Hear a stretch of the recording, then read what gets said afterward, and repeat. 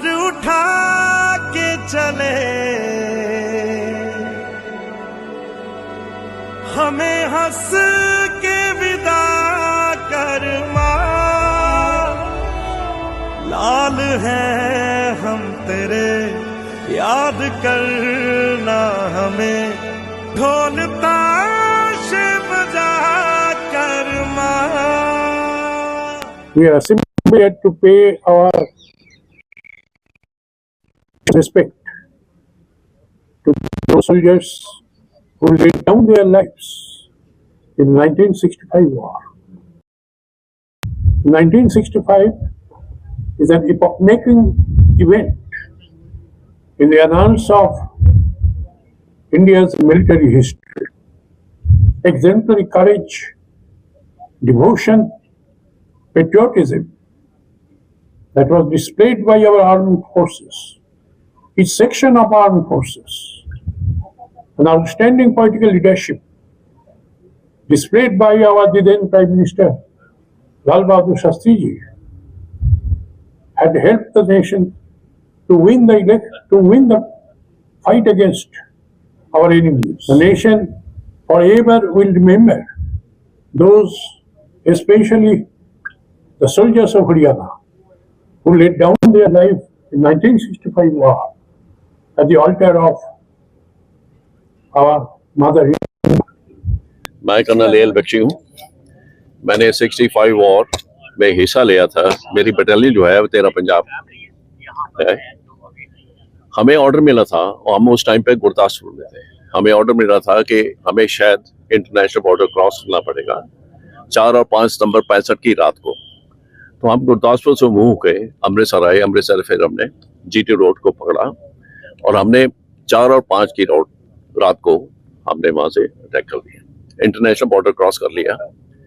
लेकिन मैं आपको ये बताना चाहता हूँ कि 4 और 5 सितंबर से लेके 21 और 22 सितंबर तक, वो 17-18 दिन घमासान का युद्ध हुआ बिटवीन इंडियन आर्मी और पाकिस्तान आर्मी। और हमारे को उनकी जो कैनाल सिस्टम था माइल 13 के ऊपर, अमृतसर और लाहौर एक्सिस के ऊपर, उसकी इंफॉर्मेशन इंडियन आर्मी को इतनी ज्यादा नहीं थी, क्योंकि उसमें उन्होंने क्या किया हुआ था कि जो डोगराई का आपने नाम सुना होगा, तो वहां पर उन्होंने कैनाल के ऊपर पिल बॉक्सेस बनाए हुए थे जिसमें उनके पाकिस्तान के आर्मी के जवान जो है वो थे, एमएमजी लगी हुई थी, एलएमजी लगी हुई थी, और उनके जो थे शेल्टर ऊपर वो बहुत सारी पनिशमेंट, आर्टी पनिशमेंट ले सकते थे। और जो इंडियन साइड का उनका जो बंद था वो ग्राउंड से कम 4 से 5 फुट ऊपर था।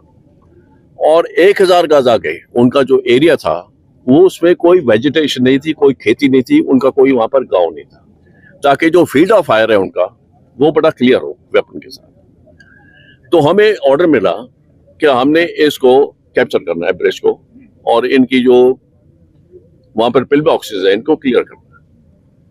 तो पहले दिन सक्सेसफुल 54 ब्रिगेड का हिस्सा थे हम, तीनों यूनिटें 15 डोगरा, 3rd जाट और 13 पंजाब अपने अपने ऑब्जेक्टिव के लिए निकल गए। लेकिन हुआ क्या कि सुबह होते ही पीएफ ने भारी मात्रा में जीटी रोड के ऊपर, लाहौर अमृतसर एक्सिस के ऊपर बहुत ज्यादा साइफर, क्योंकि उनको उस टाइम पे, क्योंकि पाकिस्तान के अयूब खान जो थे प्रेसिडेंट, वो सेंटो का हिस्सा बन चुके थे।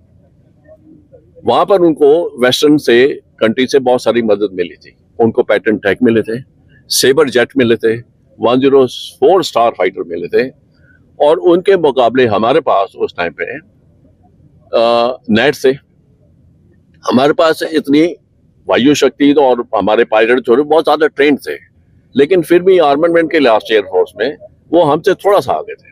ये फर्क नहीं है कि हमारे पास सेकेंड वर्ल्ड वॉर का वेपन थे, उनके पास भी सेकेंड वर्ल्ड वॉर का ही वेपन थे, लेकिन हमारे पास उनसे ज्यादा जोश था। मेरे को आज भी याद है कि अयूब खान ने एक इनको नारा दिया था पाकिस्तान आर्मी को कि हम एक, हमारे जो सिपा सलार हैं पाकिस्तान के, वो हम 10 सिपा सलार इंडियन आर्मी के मार सकते हैं। लेकिन फाइनली क्या हुआ कि उनको मुंह की खानी पड़ी। लास्ट अटैक जो हमने किया वो हिस्ट्री में रिकॉर्डेड है।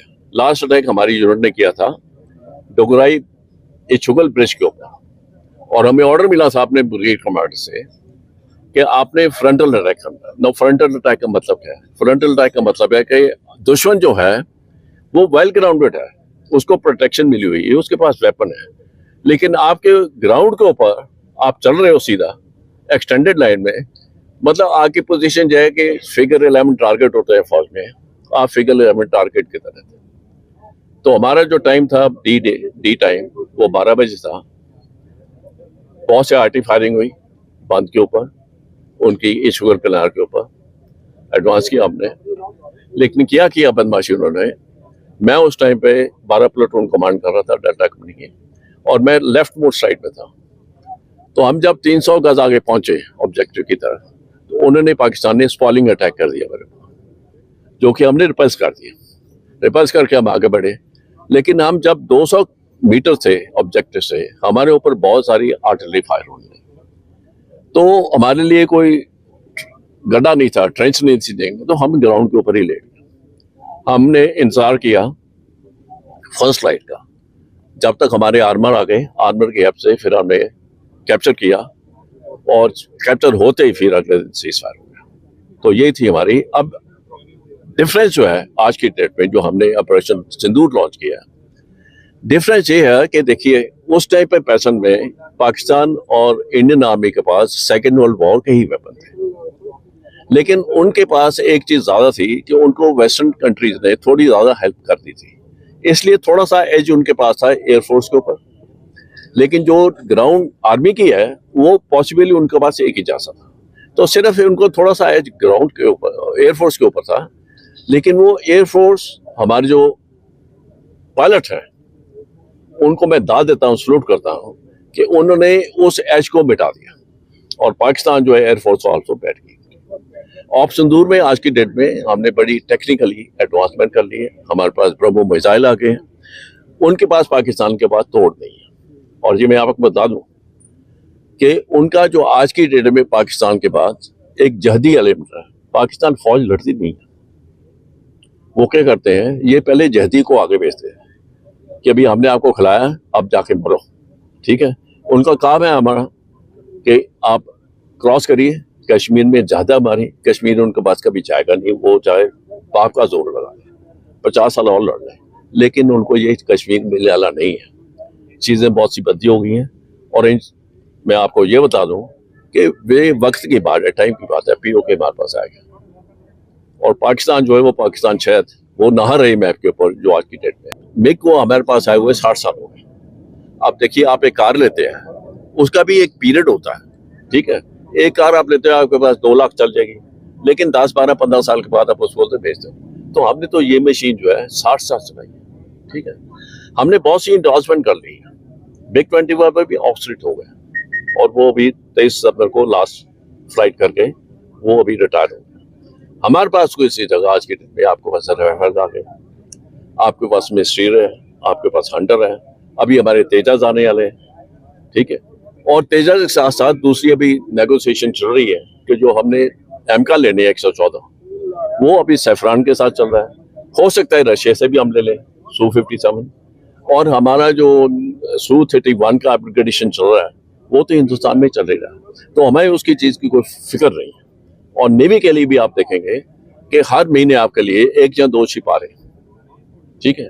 आज की डेट में अप्रॉक्सीमेटली 117 शिप है, हमारा टारगेट है 200 प्लस, तो वो भी अगले 5-10 साल में हो जाएगा, तो हमें फिक्र करने की कोई बात नहीं। मैं रिटायर्ड लेफ्टिनेंट जनरल बरार हूँ। 65 में मैं मेजर था, brigade measure of 63 mountain brigade, 4 due का ब्रिगेड था, और ये असल उत्तर और वो खेमकरन एरिया में डिप्लॉयड थी। जो 4 ग्रेनेडियर बटालियन है, जिसके जवान ने हवलदार क्वार्टर मास्टर हवलदार अब्दुल हमीद ने PVC जीता है, वो हमारी पलटन के थे, और उसने पाकिस्तान के 15 पैटर्न टैंक अपनी RCH गन के साथ तबाह किए। और उस जवान की जब मौत हुई है तो आखिरी टाइम जब उसने ट्रिगर अपना ऑन किया तो वो भी पाकिस्तान के डिटैचमेंट को जाके हिट हुआ और अनफॉर्चुनेटली उनने जो प्रेस किया वो उसके लगा और वो शहीद हो गया। वही याद है। और अब मैं 98 साल का हूँ, फिर भी दिल करता है कि व्हील चेयर में जाऊँ और अपने दोस्तों मित्रों को मिलूँ और याद को ताज़ा करूँ। तब के टाइम में और आज के टाइम में कुछ फर्क लगता है? आदमी किस क्या तरह से फर्क perform नहीं करता है, अभी तो जमाना ही बदल गया। अभी तो संदूर में आपने देखा मिसाइल और ड्रोन का जमाना है, लेकिन जो मैन बिहाइंड द गन है that still remain the important person in the whole event. उसके बगैर हम कुछ नहीं कर सकते। So don't get away with the idea that drone है, ऊपर गए फायर कर दिया। नो, जो जवान है हमारे, जब तक वो डट कर अपने बूट जमीन के ऊपर नहीं रखेंगे कुछ फतेह नहीं होगी। सर, बस अभी कृपा दे।